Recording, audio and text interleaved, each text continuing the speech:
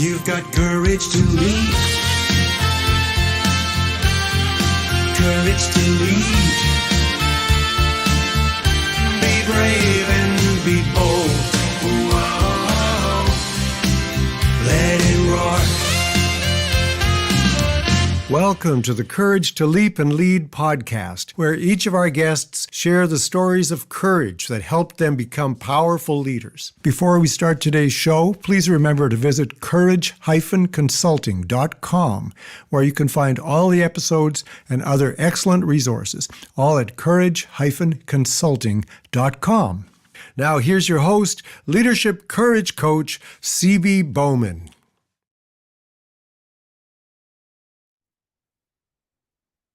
Hello, everybody. This is 𝗵𝗵𝗏𝗀. I am the author of Courage to Leap and Lead, and I have an incredible person that I want to talk to you about who's written an amazing book on leadership. Now, you know, so many people have written books on leadership, but this guy has turned a different page on leadership because he is teaching us how to be a badass leader and a good human being at the same time. And we all know that's a challenge, right? So with that, I want to welcome Urs. Urs is actually a former United Nations peacekeeper. So imagine the hair-raising activities he's been through in his life, and he is the perfect person to talk about how to be badass and how to be good. Urs, welcome. Thank you, 𝗵𝗵𝗏, for having me. It's a pleasure, and congratulations on the success of your book. So well done, so well deserved. Thank you. Well, you know, I have big footsteps to fit into with your book out, and I want to talk to you about this because it seems like it's a contradiction on being a badass leader and a good human being. We don't normally associate those things together, especially in our world of politics. Right. Yeah. So tell us, what do you mean? How in the world can you be both at the same time?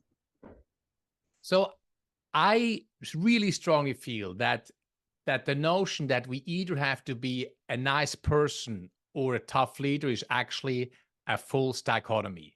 We can all executing what needs to get done and still be good humans at the same time. And, you know, it's funny how you ask that question.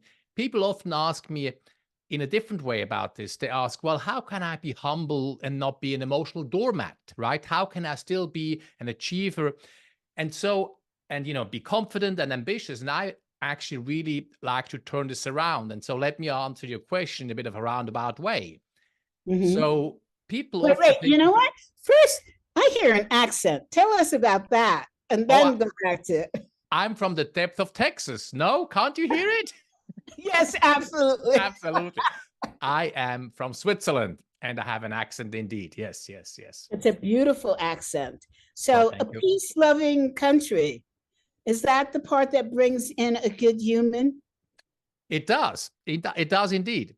So the notion that, you know, you can't be confident and have high standards and be humble is actually, you know, is a wrong contradiction. If we think about it, what does humility mean? It means, for example, asking our teams for feedback on how we can do better.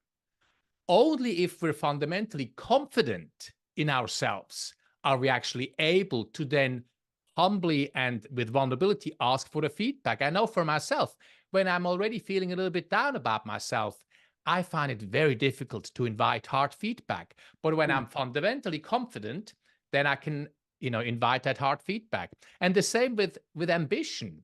I can be a badass and have real ambition. And what does ambition look like? It looks like asking the hard questions. Why are we failing? What's my part in this? And only if I have the humility to ask these hard questions, can I be actually ambitious? So rather than be a contradiction, I actually think they go hand in hand. Can I ask you, you know, the term a badass leader. It's a good title, right? It's a wonderful title. We can dissect it in so many ways. And here goes another way for you. Right. It sort of implies it's for men. being a good human sort of implies it's for women. Is there any crossover? And do you think that a woman could be a badass leader without being called a bitch?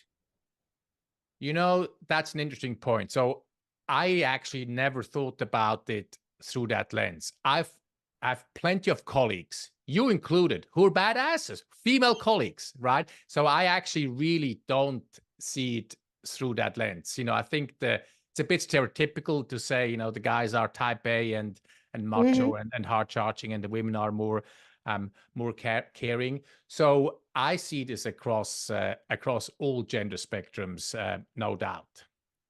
How fascinating. Okay, so we now have permission to be badasses. Always, you know, so I actually write in the book about a real badass leader who happens to be female. My commanding officer in the Middle East, I was deployed as a UN peacekeeper 2 years ago in the Middle East. And my commanding officer, who happened to be from New Zealand, so she was a real badass. She was also a great human being. And one little story that I will never forget, and that I write about in the book, she opened an after-action review after an exercise. An after-action review is a post-mortem where we assess what we did well and what we need to improve as a team. She opened the whole thing with these words: "I screwed that up, and I know it." The top dog, the commanding officer, and that then made it safe for all of us, her direct reports, to own our own mess ups, all because she went first. So then we went around the room, and me included, we mirrored her vulnerability, appropriate vulnerability of owning her mistake. So she owned her mistake, increased trust, and led to better operations on the ground, all because she went first.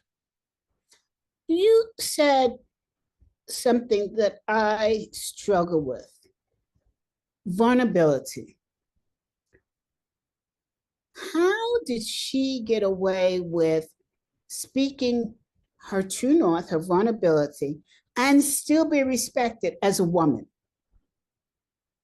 You know, because she was competent. She was very competent indeed. And so, and I really didn't, nobody else looked at it through that lens. Like, she's a woman. She was considered, or we all considered her, an amazingly strong leader. And, you know, and her vulnerability actually built trust. I mean, if we think about it, for us as leaders, our people already know that we're not perfect. They work with us every day. Let's not kid ourselves. Us as leaders actually owning our shortcomings makes us relatable. You know, everybody admires perfection from a distance, but nobody can relate to it.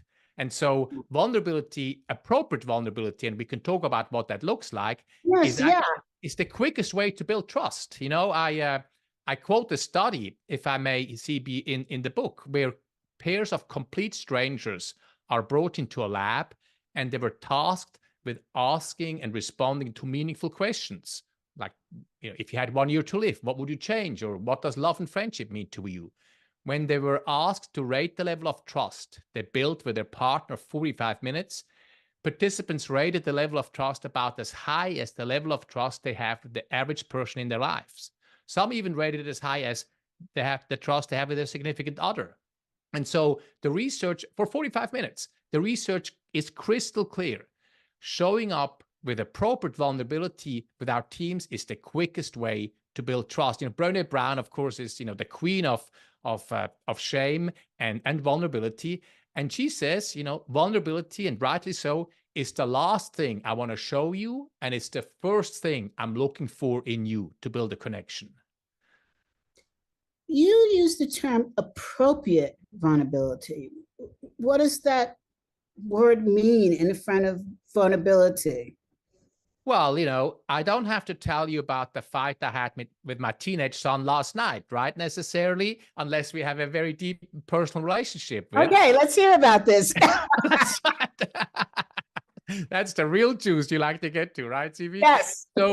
So, you know, this is you know, we often say this, right? Leadership is a thinking person's sport. So I need to assess and make decisions in the moment with every single person on my team what is appropriate and what isn't. With some people, I might simply talk about my weekend plans. Maybe we call that small talk, but that's appropriate vulnerability, sharing something from my personal life. With others, we might go deep very fast and, share our views about end of life or whatever it might be. And so it really depends on the depth of relationship we have with each individual. Yeah. And obviously there's a cultural lens through this, right? So when I was deployed in my missions, we had local interpreters that worked for us and helped us translate. And with some of them, we could go very deep, very fast, and others were very reserved. And then you have to be culturally sensitive and make the calls in the moment.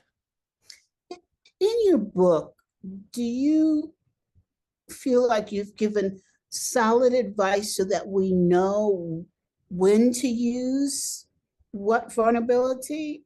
When are we appropriate and when are we not? Yeah, well, I think I did, and I think I just said it, actually. I don't think there's a better way of putting it, that it's situational and contextual, right? That's what I want. Okay. Yeah. So that's, and in the book, and thank you for, your kind words about it, I really worked very hard on being research-based and also personal. So I share a lot of personal stories, and at the same time give sort of no-nonsense, tangible takeaways that we can immediately implement. Sort of, I call them now leadership, now prompts that readers can immediately implement. So, okay, now we've got the background on the cover title. The circles are almost more important than the title. It tells, the whole story there. Tell us about, let's go back a little bit. What motivated you to write this book? Why did you feel that the universe needed this book at this time? Yeah. So a little bit of background. I always was drawn to humility on a personal level. So I have an ultra-endurance background. I always was drawn to competitors who let their legs do the talking versus the big words. So I was on a personal level always drawn to folks like that.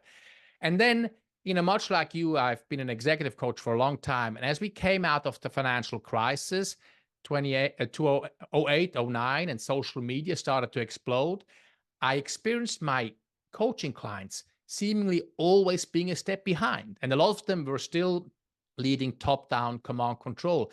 And that sort of got me thinking of, we might need a little bit of a different leadership approach. And I got me digging into humility. And two things happened then. Later on, I deployed on these two peacekeeping missions. The first one in 2017 in the Balkans, and then in 2020 in the Middle East. And ironically, transitioning back into a traditional hierarchical, organization like the military, I've experienced firsthand that the best commanders, not just quoted by my commanding officer, actually are deeply humble. They develop deep self-awareness. They ask, and I know it sounds foreign to many people who don't know or think of the military in a certain way. They ask their team members for feedback on how they can do better. They build meaningful and trusting relationships with the team members. Military is a people's business, like any other business. And they develop, what we call the growth mindset, meaning they embrace mistakes and failures as an opportunity for learning and growing. So I experienced that firsthand. And then, of course, the COVID crisis happened. And when the world shut down, we all had to humbly admit how little control we really have over our own lives. And, another leader I talk about in the book, the former Prime Minister of New Zealand, Jacinda Ardern, she propelled herself to rock star status during her time as PM of New Zealand because she shared her life outside of governing the country. As a young woman, she gave birth while holding the highest office in the country. And her sharing that made her relatable and propelled her to rock star status. So all these experiences then led me to really dig in to the importance of humility in leadership. And of course, if we go back into the literature, Collins, Good to Great, was the first author who talked about humility in leadership in 2000, 2001, what he called level 5 leadership. When mistakes happen, I look in the mirror. When good things happen, I look out the window. And then Edgar Schein and Peter Schein, they published their book on humble leadership later on. But there hasn't been anything practical written by a practitioner like myself that's research-based, personal, and also has tangible takeaways. So that's a long answer to your question, but that motivated me to write this book. And by the way, one of the things I love about this book is that it's an easy read. It's written not as a academic journal where you have to, in teeny little print, it takes you 2 years to get through one chapter, especially if you're dyslexic like me. This is written in what I call speed read type. It's, well, I don't know if you could see it. You see that? And it's broken up nicely with nice charts and to-dos and not to-dos. So it is more like a self-help book on leadership, and it allows you to get involved.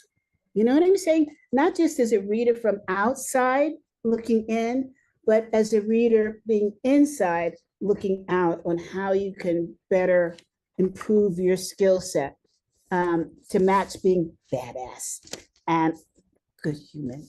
Now, Urs.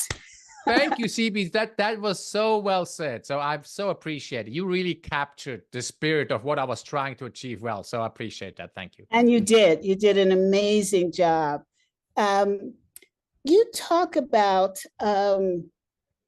vulnerability building trust, as you did about your commander, et cetera, et cetera. It still feels like an oxymoron to me. And maybe it's the cultural thing. Like, as a Black woman in corporate America, this vulnerability thing, you don't let it, you're not letting it be seen. Let me put it that way, because the daggers and the knives and everything comes after you. You're going to have to put up a shield of armor. How can, and I know you talk about this, how can the two be relatable in cultures that are not white America men? Right. Well, thank you for bringing your lens in, CB. I appreciate that. And I think you're absolutely correct. And I do write about this. There are certain situations, and you maybe have just touched on one, where vulnerability is actually not called for immediately. And so where we have word immediately. where we have to earn our right to be vulnerable a little bit. So for example, if I'm considered an outsider, and I think it's fair to say, as a Black woman in corporate America, you were still an outsider, right? So exactly. We have to earn our ability to show up with vulnerability. Also, for example, if we're going into an organization or a culture that is very, what I call, old school, top-down command control, where a lot of the leadership is by expertise versus by relationship, there too, we have to earn our right. And similarly, if there's questions, if I'm hired into a new position and there's questions about my competence, my technical competence, once again, I have to first deliver good results to earn my right to show up with vulnerability. And people often ask me this, how do I do this? How do I show up with humility and or vulnerability in a top-down command control culture? And I do write about Amy Edmondson, the queen of psychological safety from Harvard, in quite some depth in the book. And she has a wonderful metaphor to think about this. She talks about building a pocket of humble excellence within your team. So, we often throw up our hands when we're in a top-down command control culture and look up and sideways and say, well, I can't change anything here because the culture is just X, Y, Z, whatever it might be. But what we have control over is our team. Our team, we run, right? And so we can actually build a pocket of excellence, of vulnerability, of humility, whatever it might be, psychological safety. That's how Amy talks about it, with our team. So instead of looking up and throwing up our hands up in like frustration, we look down. We look down into our team, and that's where we can actually make a difference and move the needle, even if the overall culture is not what we'd like it to be. I think I'm not sure I'm going to agree with you 100%, having been through this experience myself. It's very difficult to build that trust, even at the team level, when you're an outsider. It's almost like a fish swimming against water, salmon swimming upstream. What I would like to know is, what is the first single step, the very first, that you can do to at least break the ice so that people are intrigued that you can offer this vulnerability and trust? I think the way you're describing it, the first thing that comes to mind is actually putting our listening ears on and getting to know our team members one-on-one.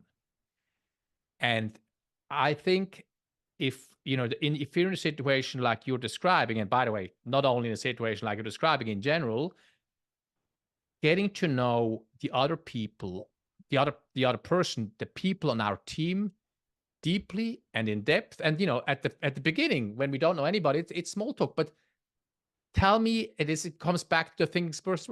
Tell me about your professional goals.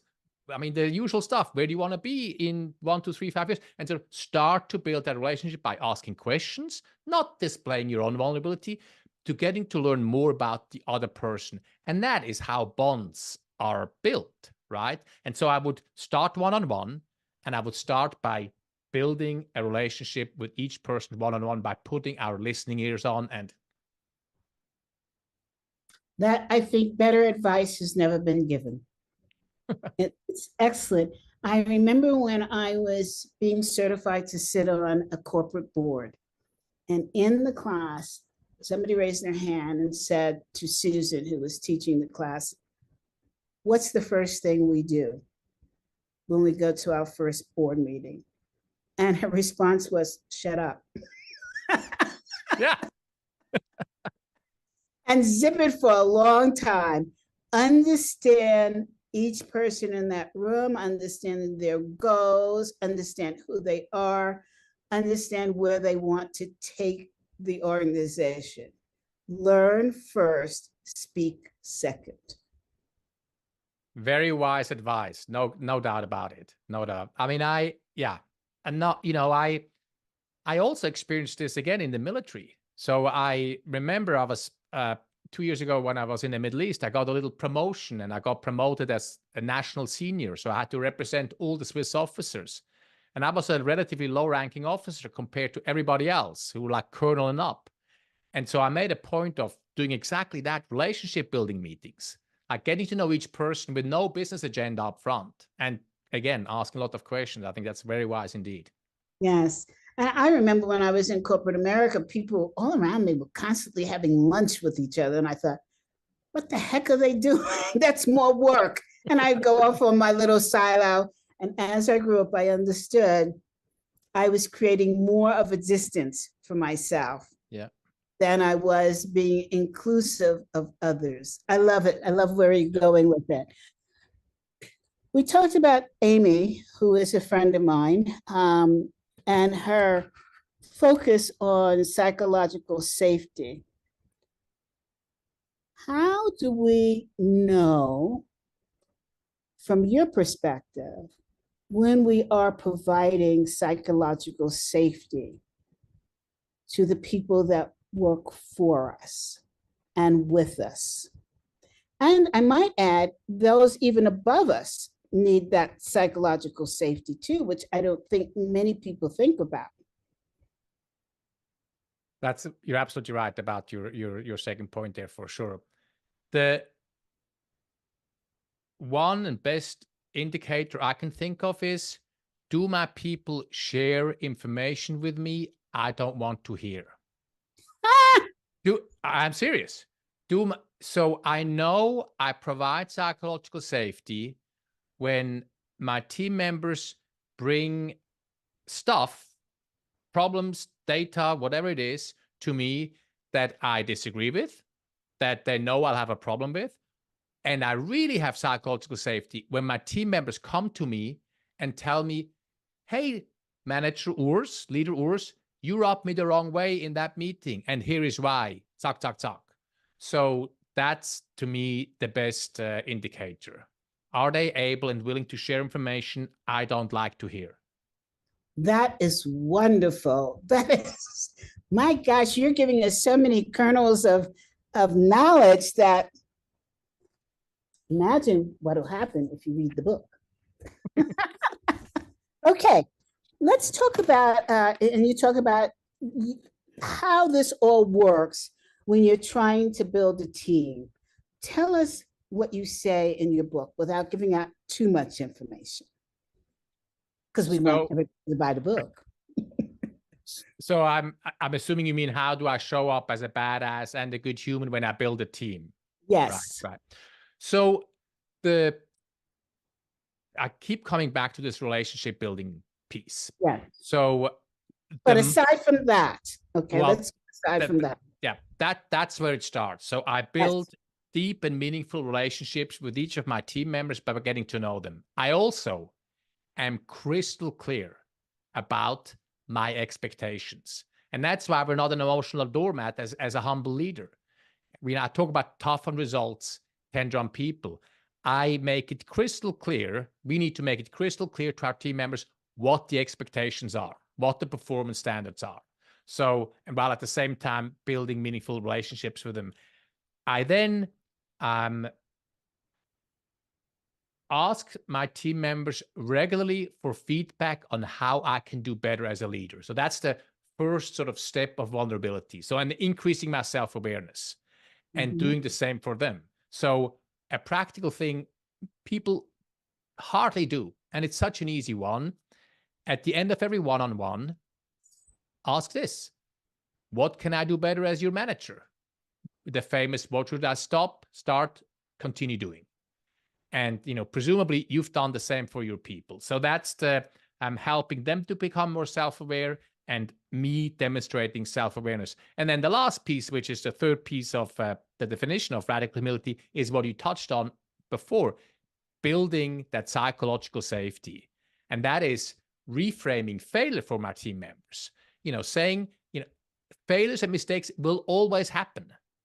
I don't mean I set low performance standards, but they will happen. Yes, so yes. I want to hear about it. So there's a beautiful story about a United Airlines pilot, and Amy writes about this, I believe, actually.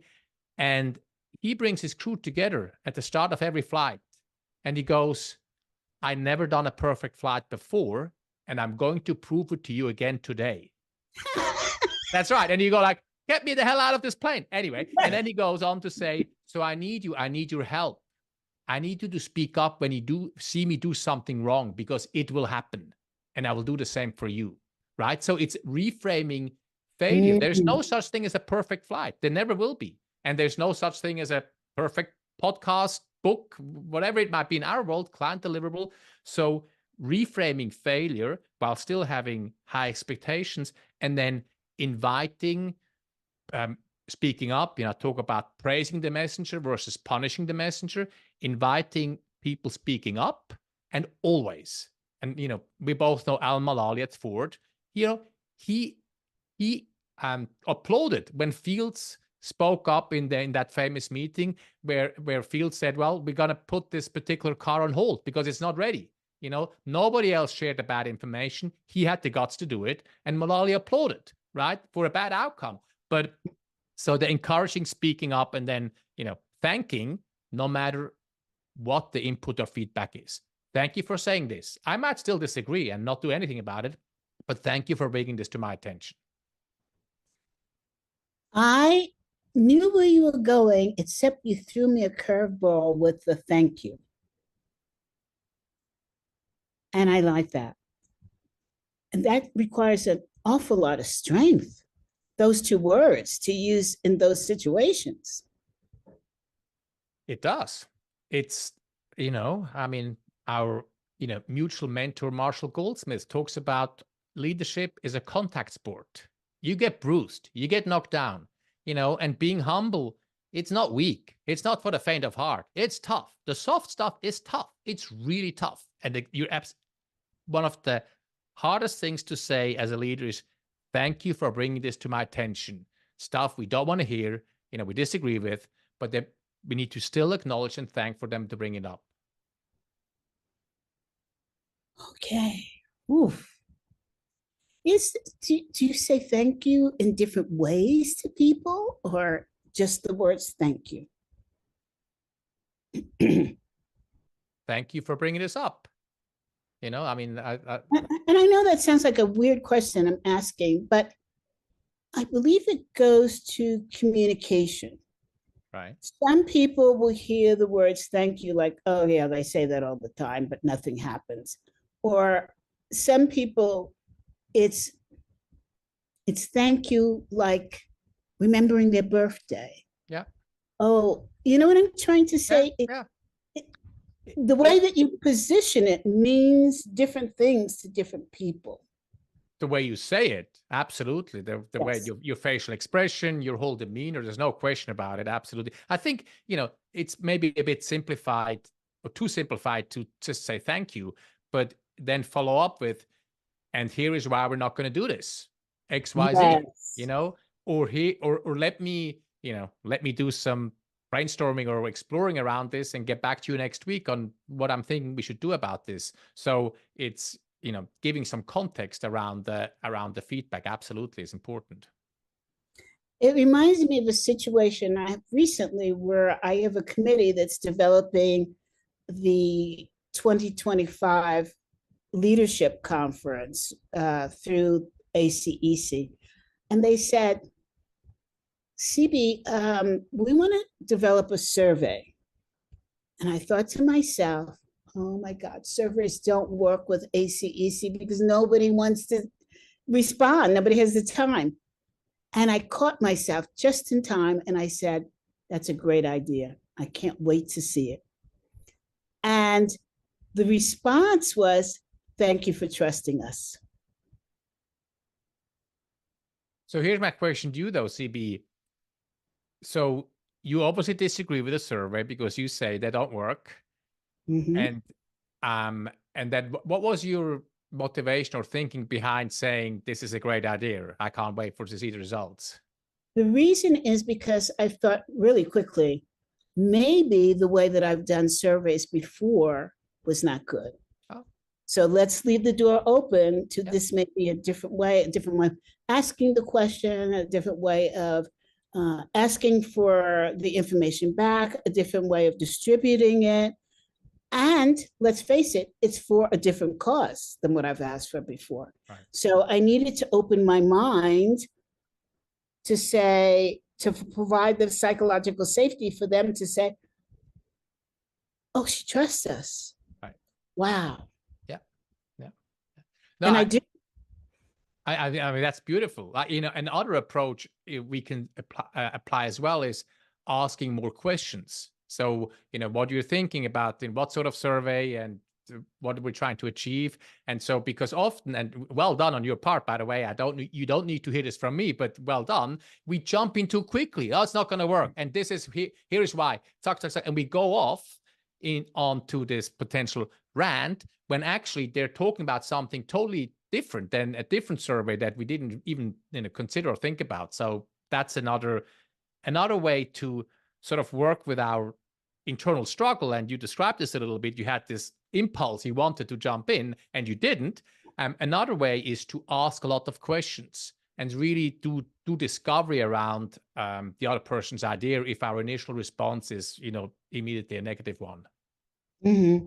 Yes, I thought about that, but then I thought, I don't know. I don't have the confidence in myself to ask the question so that I don't sound negative. Yeah. So let it ride and let's see the results. Great self-awareness on your part, no question. Yeah. Well, it's books like this that help us get there. You spoke about the leadership factory in your book. Tell us about that. So The Leadership Factory is a concept where we make it the explicit goal for each of our teams to become the producing factory of leaders for our organization.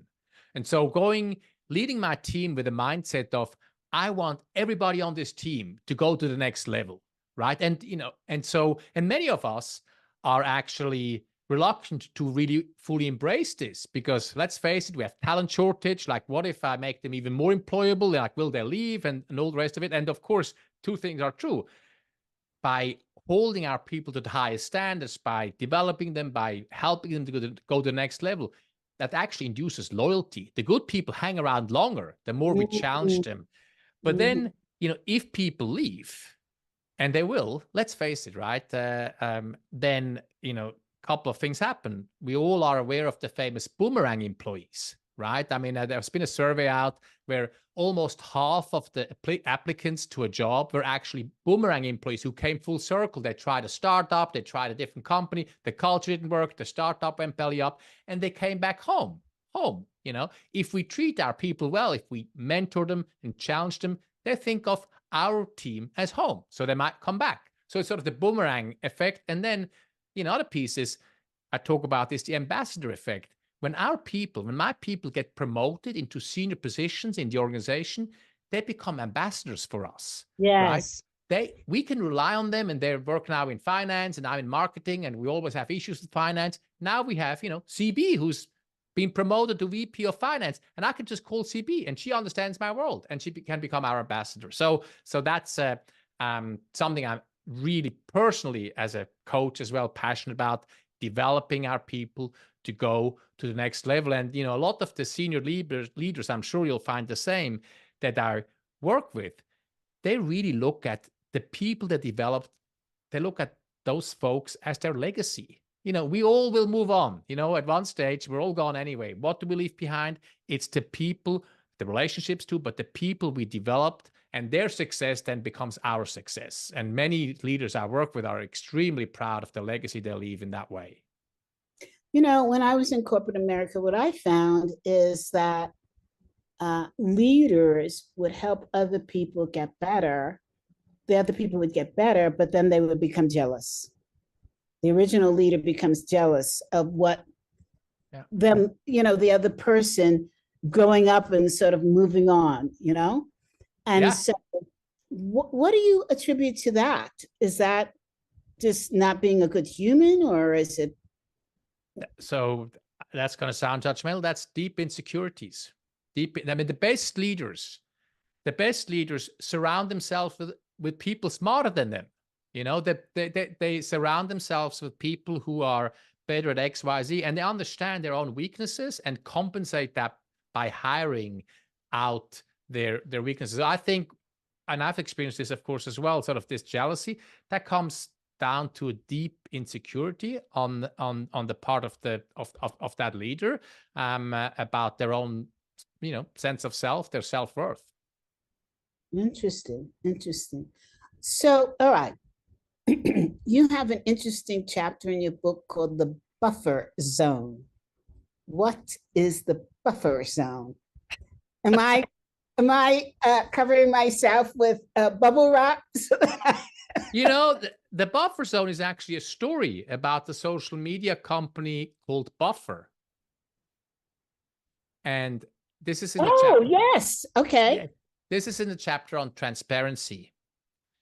And where I challenge all of us to share more about ourselves, coming back to the vulnerability, but also about our business. So Buffer actually publishes on their website for everybody to see the formula they use to calculate the salary for each of their positions. So there's no debate about how much everybody earns. There is clear variables going into the formula. They also publish on their website for everybody to see the actual salaries of each of their employees. That is, and by the way, if you think that's just, you think it's only for hip startups, Whole Foods, it's not publicly available. Everybody at Whole Foods knows how much everybody else is making. So they're internally publish their salaries. And, by the way, public servants, the federal government, you can pretty much look up how much everybody's making. Yeah. So it takes the and you know, I'm not a specialist on salary transparency specifically, because it's not just a question of, you know, tomorrow we're going to go transparent. That's not how it works. We need to, you know, actually be thoughtful around how we go about this. But the businesses that are transparent around their salaries, it takes a lot of the guesswork out of the question, out of the discussion, and it actually removes some of that jealousy piece. And by the way, if I'm the CEO and I make 2 million a year and everybody knows it, I better produce that value, actually. So it's sort of an accountability built into that. That's something I did not see coming. I like that. As I was thinking back in corporate America and some of the salaries that were being made by people, how can I put this nicely, that contributed less than what you would have thought they were making. No, exactly. So I could see where publishing that kind of information openly would require a lot of work. And yet, well, and you lose people, by the way, as well. I mean, that's if you go radically transparent, it's not for everybody.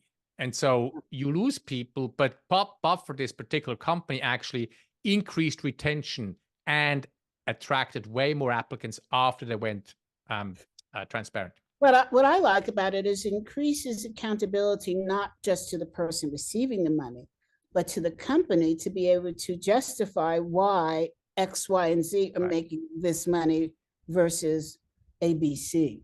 Yeah, you're absolutely right. Without fooling themselves, because they can always face ridicule or questions. Yeah. Right. Okay. We talked about the ability to build trust.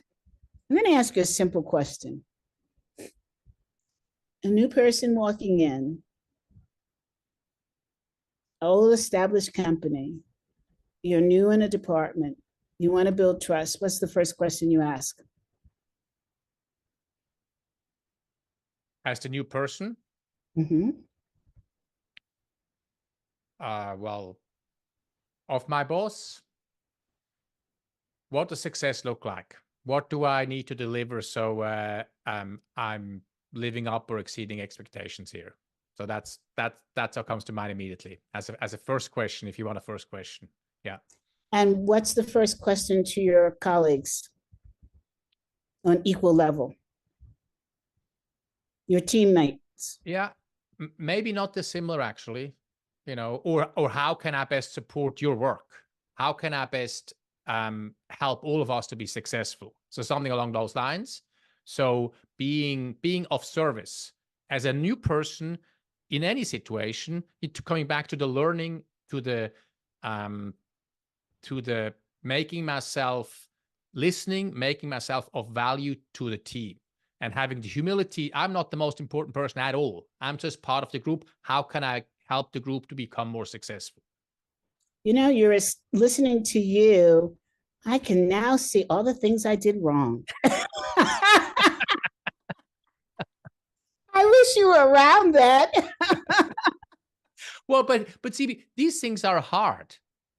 It's not, you know, we all get caught up in ego. Let's be honest. And that comes back to the self-awareness. We all have our hang-ups and our challenges. And so I advocate for, you know, and we all have flaws, plenty of them. I do have plenty of them, but really working hard on building that self-awareness.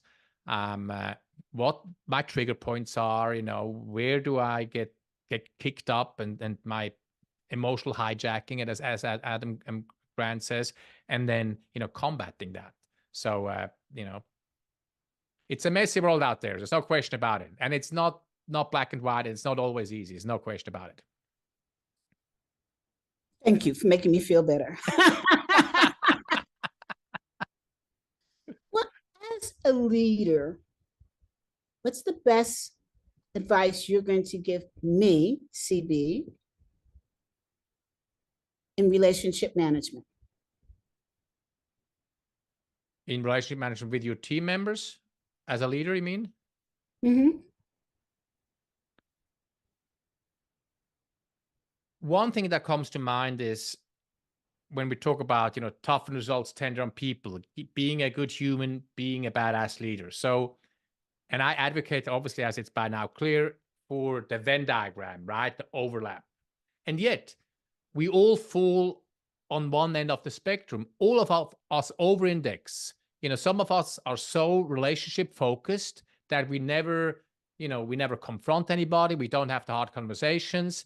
And then, nothing ever gets corrected. On the other hand, we have the only badasses who all they care is results and bottom line, and they couldn't care less about the people. So my advice is understand, where do I fall on this continuum? And how can I move from either or to and? How do I challenge myself to lean into the other area and expand my leadership behaviors into, the other area where I'm maybe weaker? Urs, this has been an amazing interview regarding your book, Radical Humility, Be a Badass Leader and a Good Human. This has been a special edition of Courage to Leap and Lead. I am so excited about Urs's book. It's on my bedstand, and I'm actually reading it. That's right. I really encourage you, even if you feel that you're not in a leadership role, as leaders think, they think leadership 24/7. So leadership is not just in the organization. As Barry Posner says, and you'll hopefully watch my interview, leadership is inside of you, and it's with us all the time. You just are deciding which card to pull out of your amazing deck of cards. So with that, Urs, we wish you amazing luck with this. You know what? No, we're not going to wish you amazing luck with this book. It's a good book. Thank you, CB. It was such a pleasure to be on your podcast. I appreciate it. Thank you so much. Bye, everybody.